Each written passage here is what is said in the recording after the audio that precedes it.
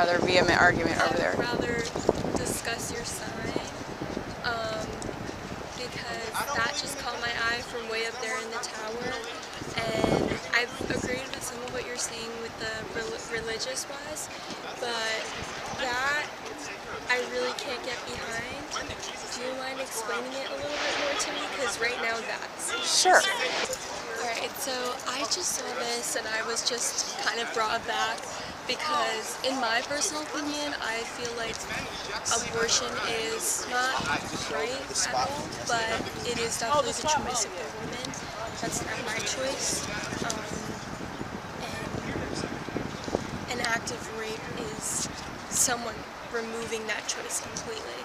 And I think you might argue about the child not having a choice, but I feel like, and I've struggled a lot with my trying to come up with my own decisions on how I feel about abortion, and right now I'm kind of like in the middle, because at the same time there are very horrible situations that happen, and often a baby does come from rape. Absolutely.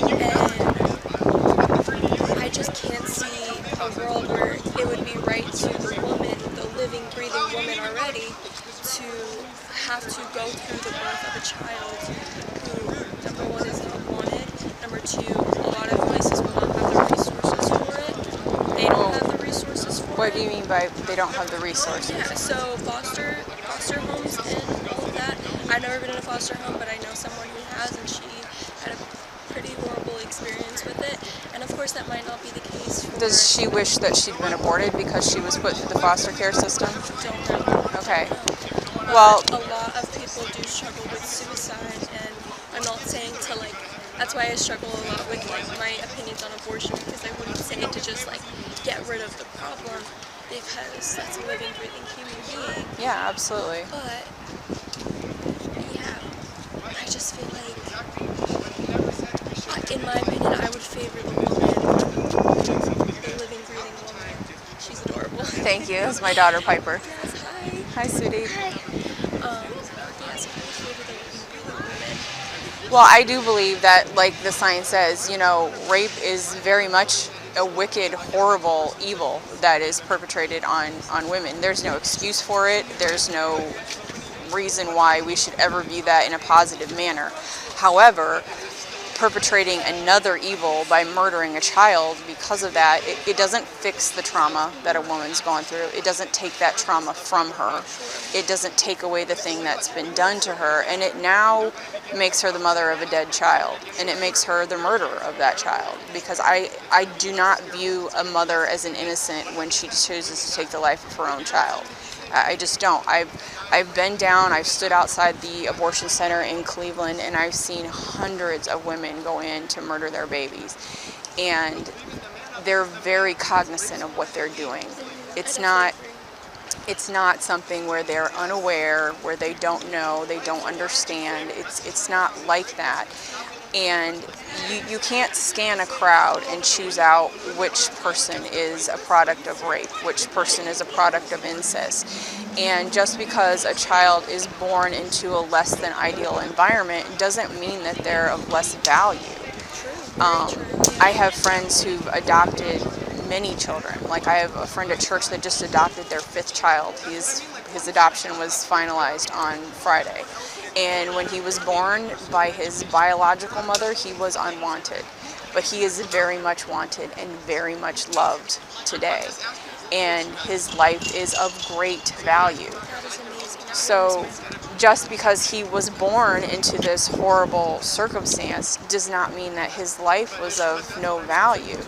So I don't, and just because we were traumatized by a circumstance doesn't mean by doing something evil to this little child that trauma is going to go away, because it doesn't. It doesn't take that trauma from that person. Now thinking about a situation where rape isn't involved, let's say the mother gets impregnated consensually, and she's no longer able to carry the child, and she's informed by doctors that early on, not late-term abortion, but early on, that if she continued with the pregnancy, she would die.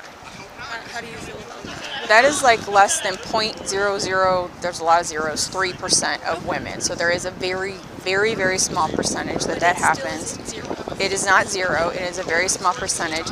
The way I believe that is to be dealt with is you carry that baby until you're absolutely not medically able to, and then you try to deliver that child at whatever point that pregnancy is at. If the baby is able to live, then you do your best to maintain both lives. If the baby dies, then the baby dies, but you haven't intentionally killed that baby. That would be I don't believe you ever intentionally murder a child. Okay. Yes. See, I don't have a lot of education on the part about like what would happen if the mother continued to carry the child, and if she went about that route that you suggested. Like, would there be not like irreversible damage to her body? I don't know. I'm going to be open and honest about that. I don't know much about that. Yeah. So I don't really know the situation with that, but I just feel like, could that be a possibility?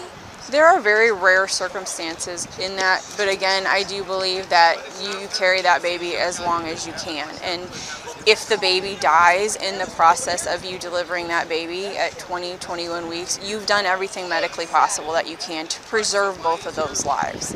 But you haven't intentionally gone up and, I don't know if you've ever watched the video of an abortion, but they're horrible. They rip the baby's arms and legs off. They're horrendous. There's nothing humane about them. And there's absolutely no reason to ever do that to a child. And so no matter what you do your best to preserve that life.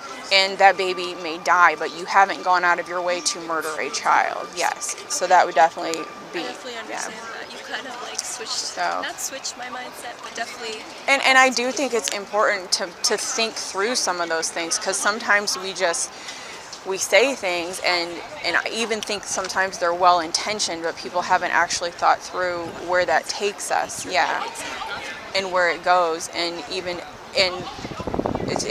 it's horrific. We have so many things that are a product of abortion. We have declining, life in our country because we're murdering our own children by the hundreds and thousands even, and it's crazy.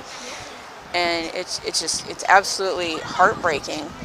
But I very do, and I have a friend right now that is doing respite care for these little kids, and she's completely overwhelmed because she's never had kids before. But so even in those circumstances where they're not ideal, there are people that definitely care, and will come around and will care for those people, and ultimately they're all of value and they all have worth. So because we're created in the image of God, and so just in that very instance, we all have that value, that intrinsic value. So. But here, let me give you one of those. My name's Elesa. I don't know, what was your name? Molly. Molly, it was nice to meet you. I appreciate your questions, Molly. Yes, and I see a lot of people who are getting angry about this stuff, and I know you will, but I just want to give you a little pep talk, like, keep it cool. Oh, thank you. I enjoyed conversating with you. And that's really what we hope for when we come out here, is just ask the question. We're not here to be mean or angry to people. We genuinely want to talk to and interact with people. So, yeah. But I enjoy talking to you. Thank you, You have a good day.